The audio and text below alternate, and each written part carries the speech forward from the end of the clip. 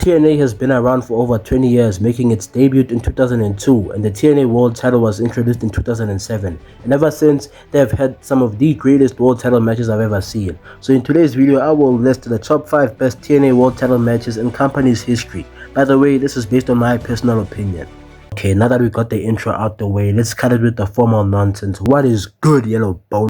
Welcome back to another video. If you haven't clicked off this video, that means you are part of the yellow bone. Without further ado, let's get this list started. Number 5 is AJ Styles vs Kurt Angle.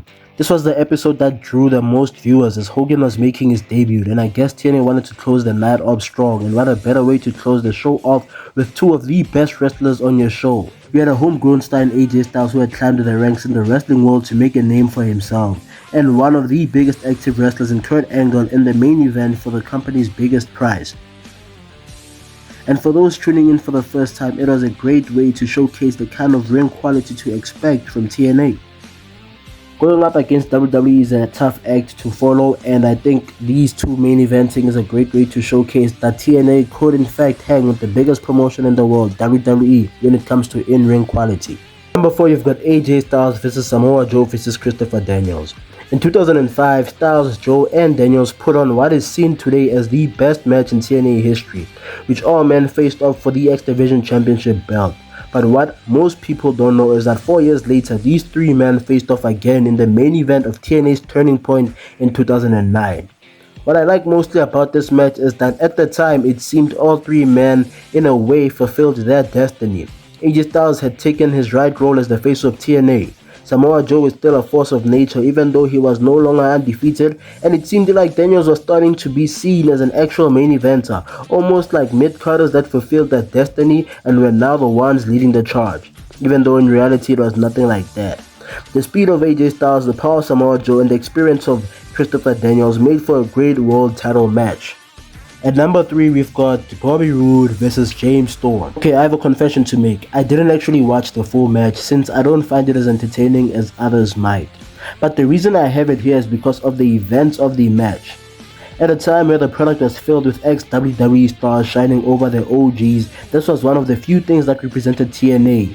As you have two TNA OGs fighting over the most prized possession in TNA, and ultimately what the match led to was one of the best feuds in company history, and also it solidified Bobby Roode and James Storm as main event single stars. Although that match was not entertaining for me, the ending of Bobby Roode turning his back on his best friend to win the world title made it all the while worth.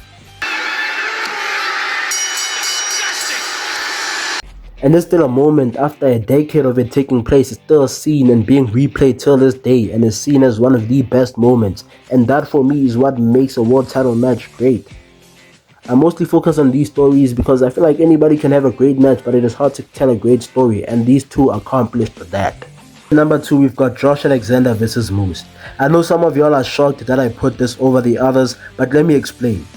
Since AJ Styles, Bobby Roode, EC3 and James Storm had all left TNA, there hadn't been a big homegrown star that could represent TNA, and that void had been missing for some time, up until the rise of Josh Alexander happened.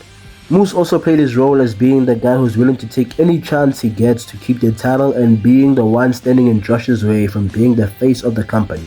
The story told before the match with Josh's wife, career and family also made the fans more vulnerable to Josh Alexander, and the entrance with his son added to the vulnerability of the story of good versus evil. And Josh finally winning finally cemented a new homegrown face of the company after not having won for 4 years. Coming in at number 1, we have got Bobby Roode vs Austin Aries. This is my personal favorite, and I will always praise it because of the story told. Roode at the time was the longest reigning world champion, and it seemed like no one would take the belt away from him, as the likes of AJ Styles and Sting had failed. Literally the best wrestlers in the world could not take the belt from him. Enter Austin Aries, an underdog who had been making a name for himself in the X Division, defeating wrestlers like Samoa Joe and Bully Ray to solidify himself as an actual threat. And it also led to the invention of Option C, which in the future gave opportunities to the likes of Chris Sabin and Rockstar Sport to try and make a name for themselves as main eventers. It also did the same for Aries, as he got a chance to do so against Roode in an exhilarating match which had you holding your heart as you wanted the underdog to win, but to most it was obvious that the world champion would win. After all, he was the longest reigning world champion. Even though he was champion for only 6 months, for TNA this was the equivalent of Roman Reigns being champion, and Roode would always cheat to win. So when he used the belt, we thought it was over for Austin Aries. But Aries powered through, and the ref counting to 3 led to one of the loudest title win pops in company's history. Cover! Here we go! Here's 2! Yes! He did it!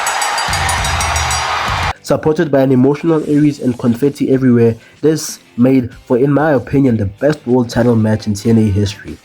Now, I might reiterate one more time, this is my personal opinion.